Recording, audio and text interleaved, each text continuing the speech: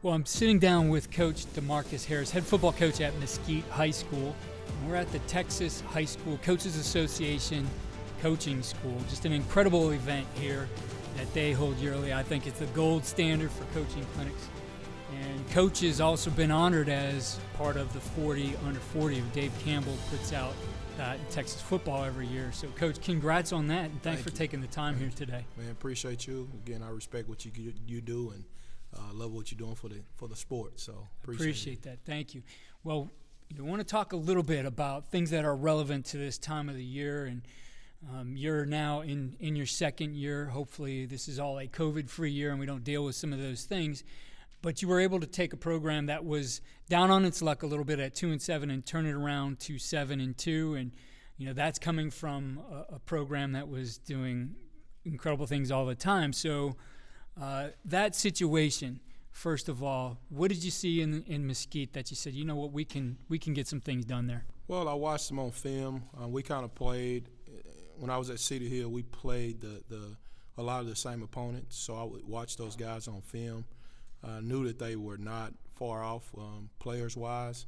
And then when the job came open, I got a chance to talk to Cody Groves, got a chance to talk to Gerald Sarpy, got a chance to talk to the admin in Mesquite, and knew that they had the recipe and the formula to be a successful program.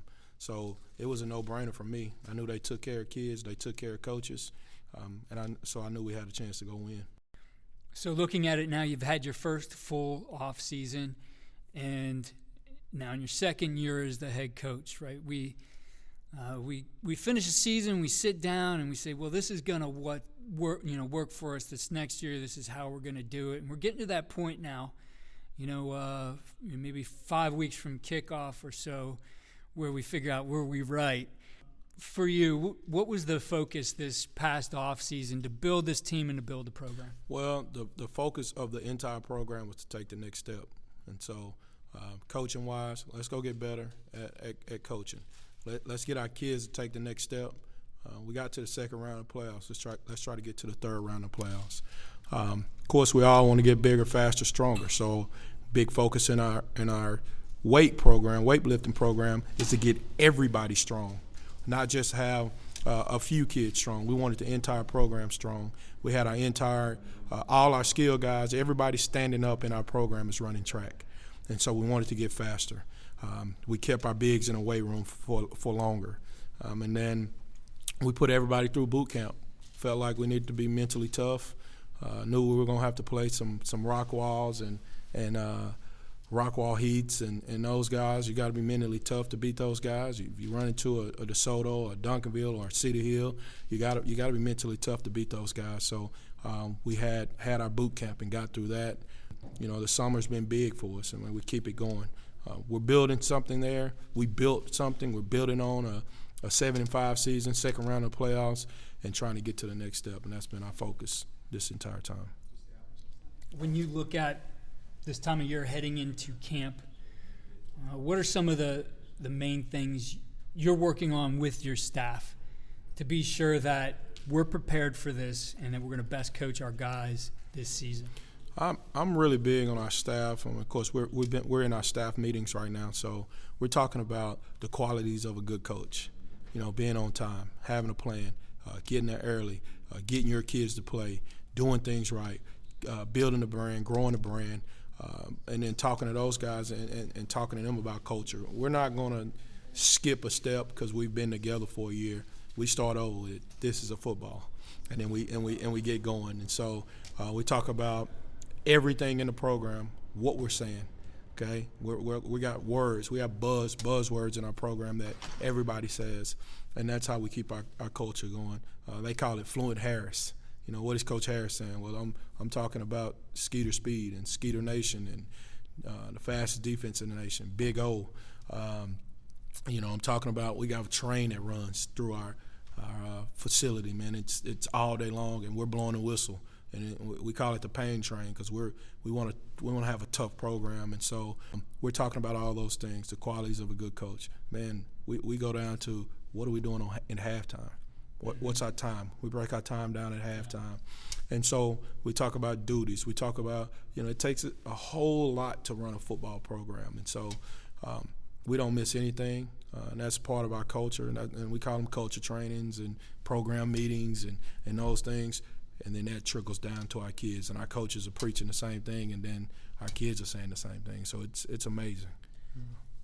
You had the opportunity to learn from an incredible coach in Carlos Lynn, and how much of that has made an impact on you to become where into this position today and to carry those things forward? Man, without Coach Lynn, I think he took my coaching world. He opened up all these new doors and how I looked at coaching. He's big into the why behind it, the culture. Man, you won't find a better culture guy and dealing with parents guy. And the good thing about Carlos Lynn is that he let me be right in the middle of it. Hey, you go talk to those parents. And, hey, this is how we run a program. It wasn't any secrets. This is how I do it. He went, this is how we do it. And so I've been able to, I have the same philosophy with our guys. You guys are going to know exactly what we're doing in the program. This is your program. And when everybody's invested in that program, you work a lot harder. And you protect that program. And so our coaches understand it, and they want to do everything in their power to make Mesquite Skeeter football the greatest program in the country. We say in the country. And that's our plan. That's our focus every day. Yeah, I like that aspect of how you were able to grow professionally from him. Now, how much of what you do now, I know it's only your second year in doing this, but looking at your young coaches, are you trying to see how can I mentor these guys for you? What part of that, I guess, you're an organized guy, I can tell already in this conversation, but are you organizing that part of it for your younger guys? Exactly. I want to grow whatever they want to be. I want to help those coaches reach those goals. And so I want to make sure, and it's part of our culture trainings and the things, we have guest speakers that come in and teach you how to be a better coach, how to run a program, why we're doing these things, why you need to be loyal, why you need to do these things. And so, and Coach Lynn did it for me, and I'll do it for every coach on my staff. Whatever goal that they want to be a head coach, hey, let's come do some head coaching things. You want to be a coordinator? Let's do some coordinator things. If you have a duty, do it the best you can. Kick butt in the classroom. That's how you get to the next level, and that's what Coach Lynn taught me, and I'll forever grow coaches. We have to in this profession. We don't need to lose anybody. That's right. That's right. In looking at the young coach today, that guy who's hungry, and this isn't anything new. This has been going on for a long time. Sometimes you get that carrot dangled in front of you. Go be a coordinator here, or go do this there. For you, what are you doing in looking at those young guys to say, I can give you more responsibility here, but I want you to stay here and grow, or it's not time yet? Right. For me, I want every coach to do what's best for them and their family. I always start with that. But I always tell our coaches, if you're with me, I want to be able to and I will put you in position to go do whatever you want to do. I don't care if you're a coordinator, position coach, whatever, because you're going to grow so much in this program. You're going to know what's going on in the program. A lot of times guys want to jump and leave and go to the next place. I've always looked for the next person. I don't care about the place. I want to work for the coach. I got a chance to work for Coach Lynn. I got a chance to work for Greg Pales. I got a chance to work for, Donald Stowers, and I learned so much, and those guys put me in the right positions to go be a head coach. None like Coach Lynn. Coach Lynn was amazing because he goes to everything. He's a clinic guy. Everybody knows him. So a lot of the young guys, and my advice to the young guys is don't run the programs, run the people, and let them guide you where you need to be guided.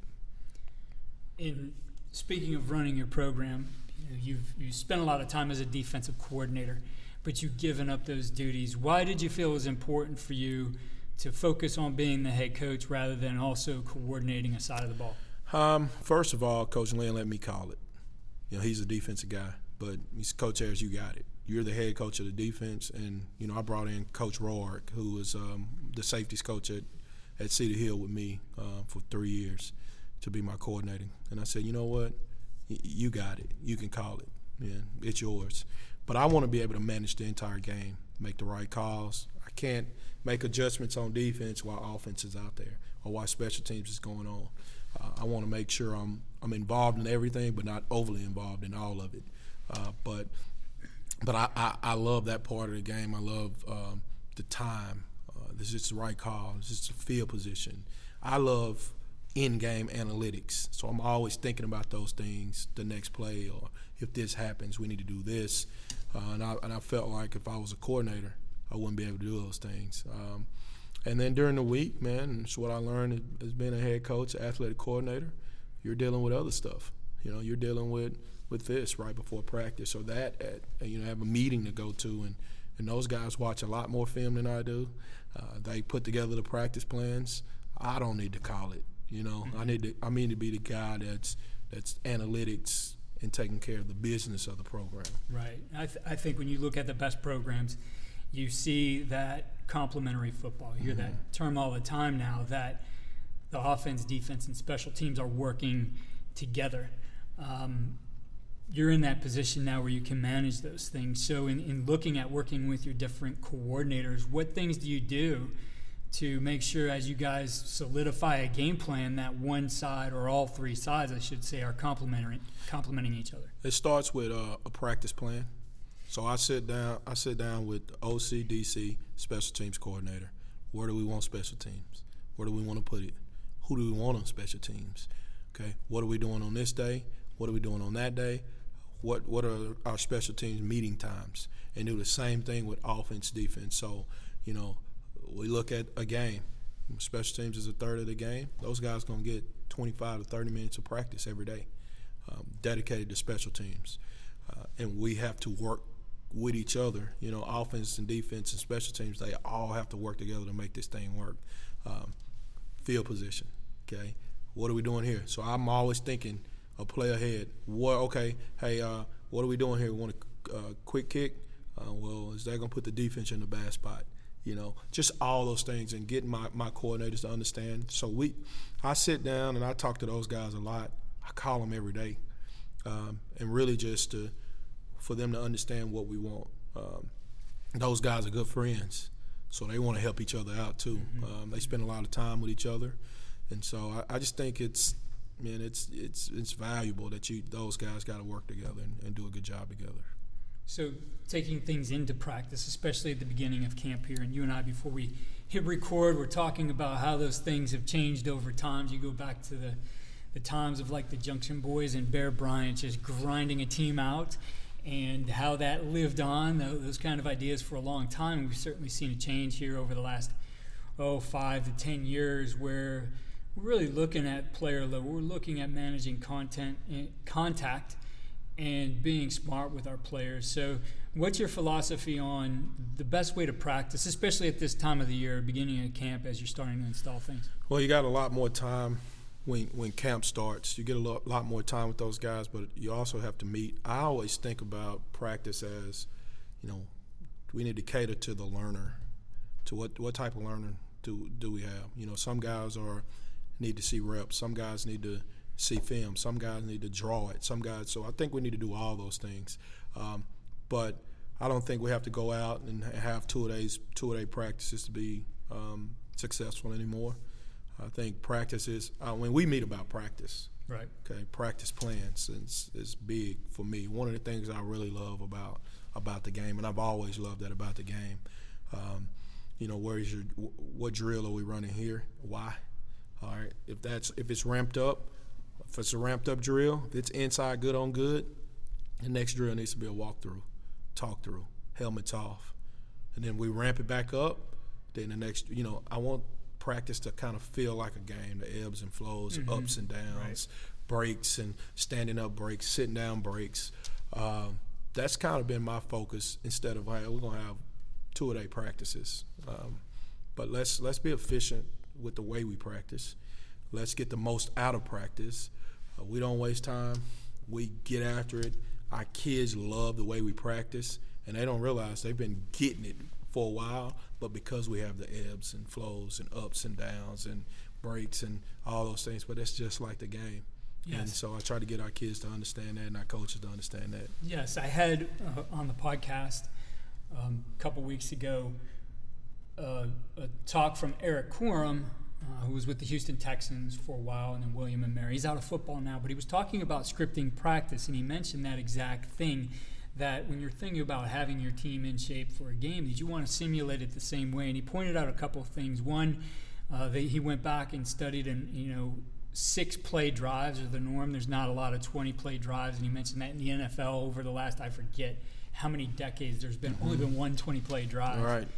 And also brought up that the average time, real time after you've gotten off the field and you're sitting on the bench waiting for your next series is about 11 minutes, right? So you think about your practice flow, it kind of, like you said, it does imitate the ebbs and flows of the game, that while we've seen for a long time here this push with the up-tempo and we're going to go 1,000,000 miles an hour with everything, that doesn't necessarily always mimic the game either. Right, that's right. So even the way we practice, let's say we're going into the weight room to start out. Okay, I want us running into the weight room. Let's get some block destruction going to warm up. Okay, now usually we got a dynamic warm up. Well, they just hit a bag and tackle the bag and work their hand placement and shuffle down and ran over here. So they're ready to go. We get us get in the weights. Let's get our weights in, and then when we're outside, and we just had that ramped up. Let's shut it down a little bit. Let's have a little walkthrough, okay? But you can't just press the gas the entire time on kids because they'll break down by the end of the season, especially playing 6A football. I try to play as many guys as I can. I think about that workload. I think about how much they're running, especially receivers, DBs. Those guys are running miles at practice. Right. So always looking at those guys and their legs and how they're moving. That's just always been my focus. I guess the last probably 6 or 7 years has been my focus. What's the best way to practice? And so I meet with a lot of guys, and I'll go and watch practice. I love the way Baylor practices, especially their scrimmage stuff. Believe it or not, like Richardson High was unbelievable the way they practice, and that's where I learned a lot of that stuff from. Laban DeLay over at South Grand Prairie. And got a lot of that stuff from him at Richardson, and then I took it to Cedar Hill, and it took off, and this is the way we ought to practice. And, it's proven. It's got its results, and kids are in shape, kids are ready to go, and they're not beat up. Yeah, that's such an important thing, and you mentioned their workload. We still need to train them off the field, too. We still want to get the strength part for them. How are you guys working in the strength part, the weight room part, during the season? What's that look like for your players? Man, I love this part too. We load up the weight. The mindset when I was in high school, and probably when you were in high school, was to maintain. Mm-hmm. We're getting stronger. So we cut down the reps, 6-4-2, and we add weight. We do the core lifts and some auxiliaries. And when we have shoulder issues, let's work on the shoulders. Let's work on the neck. Let's work on the hammies to keep us from tearing our ACLs and all those things. But we add weight. We load it up and add weight. Monday is a bench squat auxiliary day. Okay, we'll get some incline. Okay, and then Wednesday is a power clean day. Okay, and it's all clean. Front squats, everything that has to deal with power clean and auxiliaries. And then on Saturday, we bring in a guy that he has a gym and he focuses on recovery. So it's recovery. Some one-arm stuff and this and that and one-leg squats and stride outs and shoes off and a couple things I like about it. He knows how to recover, get kids to recover and get people to recover. And then our coaches don't have to stop working on Saturday. They work straight through getting everything done from the night before. Our kids come in and watch film. Everybody goes home. Then we can handle all the other stuff at home. But it's good to watch kids get stronger in the season. And then when you get to that first round of playoffs, if you cut practice, and now those kids are really strong, and then it's just get better. Yes. In looking at the practice side of things. You talked about the detail you like to put into it and how you view those things, and certainly, especially early on, walkthroughs are a big part of that, right? So I've seen these done right, I've seen these done wrong, but for you, what are the keys to having an effective walkthrough period? Man, big focus, and I think it's different ways you can do things to get kids to focus. Man, say, hey, bring a hat. Hey, wear your favorite hat today. We're going to wear your hat and walk through. Well, boom, that just eased a lot of the pressure on the kids. I got my hat on. Hey, man, hat looks good. Now let's lock in. Let's focus up. I like questions, a lot of questions during walkthrough. We got a saying, it's eyes lock in ready. And the kids clap, when you think you're losing focus. But getting those reps, really slowing it down, walking and talking through everything because you're about to practice those things. There's nothing like practicing and taking a test, right? Practice, take a test, practice, take a test, practice, take the test. And I think it gives our coaches a way to gauge, do they understand it? And then I think you hit the different types of learners. I'm a walkthrough guy. Right. But let me get my reps. Right. Let me focus up. Also, I think it's big that you rotate guys that are in the line, because most guys are sitting waiting on the first guy. Right. No. Rotate, okay? You're to the front of the line, and when we do our walkthroughs, everybody's in line in our program. We don't, you guys, 11 guys walking through, we don't do that. Everybody's walking through. And we may ask the last guy in line, what are we doing right here? So everybody has to know what's going on. Walkthroughs are huge in our program. We build them in. We check them off. We walk through before the game, during the day. Then we come back right before the game and have a walkthrough. We walk through and kick the field. We have a walkthrough before we start. And I think it's just it gives us a gauge, and especially the coordinators, a gauge on do they have it. So that's what I like about them. Well, and that's important too. If you think about that, there's going to be situations the next man up.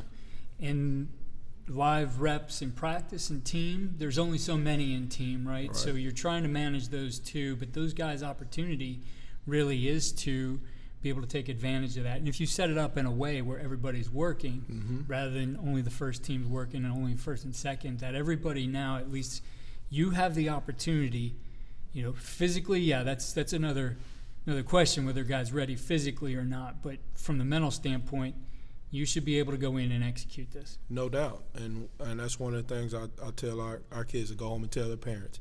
At Mesquite High, everybody gets the same amount of reps, mental reps. You're not standing over there doing something else. You're in, and you're in walkthrough, and you're going through the same plays, and you know exactly what's going on. All you have to do is go execute it and put your own little flair on it, whatever you want, but you're going to know what to do. And also our coaches are going to know what to do. We're not the coordinator. I don't need the coordinator knowing the game plan. I need everybody knowing it. I need all the kids knowing the game plan. I need to know when it's time to make an adjustment. Somebody else may have it before the coordinator has it. A kid may see it before a coach sees it. So we do a lot of those things because of walkthrough and kids knowing the game plan. And we come to the bench and we break it out and we go, all right, what are you guys seeing? Right? But we're speaking the same language. Right. They're giving me this. Coach, they're giving me this. Number 2's doing this. Number 1's doing this. We don't talk with that guy or this guy, but that's part of that culture and what we talked about that allows us to just speak the same language throughout the whole program. When you look towards wrapping up camp and then actually getting into the season, and we have those scrimmages during camp, but it certainly isn't the same way. It doesn't feel the same way as the game. Whatever happens in those, it was just we practiced for that a little bit, and then we're on and we're continue to get ready. And the focus is always on week one, but I look back through whether it was coaching high school or coaching at the college level, I always felt like finding a way to wrap that up, that camp period, in a way that was really strong, and then also then to kind of click that switch, and now, guys, this is the exciting part. How do you do that as a coach? What are some of the things you like? And I always like to break up our schedule. Okay, and really and truthfully, if you're non-district, well, it doesn't matter. It's getting you ready for district play. Okay, so I look at my schedule as 3 seasons: non-district with a scrimmage, district, and then playoffs. So, and then we as coaches change gears in each one of those seasons. Gets a little bit more serious in district, okay? And then in the playoffs, everybody's locked in, and just we ramp it up. My mindset was that first week of district practice, I want the kids to think that we've lost our minds. I really do. Like, Coach, Coach, what are you on? Like, what's up? It's district time, brother. Let's go. And so I think it's on us to, even a scrimmage. Hey, it's a scrimmage, man. We're going out there getting better. Preseason, let's go. Of course, I want to win them all, but they don't stop you from getting in the playoffs. All right? These district games, let's lock in. We should know what's going on, how we do things. Let's lock in. In the playoffs, it's a new season. It's 0-0, all right? And your record's 0-0. Let's go. Anything can happen. You want to win it? Let's go win it now. Let's lock in. So I want to make sure we're growing the entire time. We're catching stride when we get into those playoffs. So, Coach, you said you've listened to this podcast before, so you know the final question is about the winning edge. And for you, as you look at not just this season, but what you do as a coach to give your players the winning edge, what's that one thing for you feel does that? Well, the kids know that I love them, and we love them, and we're building our program on love. And so when you love something and you love somebody, you'll do extra. You play a little bit harder when you love somebody. And our kids really know that it's family, it's love, and the only reason we're winning these games is because we love each other, right? And it's family, and we got a saying, it's forget about me, I love you. And so it's not about me. It's not about me as the head coach. It's about everybody that's in the program, man. I love you guys. And so, we break it out with that. We start with that. We end with that. And when it's time to play and guys want to pull apart, I go, no. It's love and it's family. Keep playing, because you'll do anything for your family. You'll do anything. You'll do whatever it takes for your family. And that's the atmosphere that we're building throughout with coaches, kids, everybody that's in the program, everybody that's around the program. You're a part of this family, and we're going to protect you. For our coaches out there who want to follow you through the season or connect after the season, clinic a little bit with you, what is your Twitter handle? Man, it's DeMarcus Harris, all right? No S, all right? 01, okay? DeMarcus Harris, 01. You can hit me up on Skeeter Recruits. We got an Instagram, Mesquite Skeeters football. You can hit me up on those things. I'm willing to clinic and talk to any coach. I love the profession. I think it's the greatest thing ever created. It saved my life, kept me off the streets, and kept me alive and kept me out of prison. So I really love it. And if I can give back to anybody, I'm 100% in. Coach, I really appreciate you taking the time here at Texas High School Coaching School. Again, I think it's an incredible event, so it was great to be able to sit down with you here in person and talk ball. Man, awesome. Love it, man.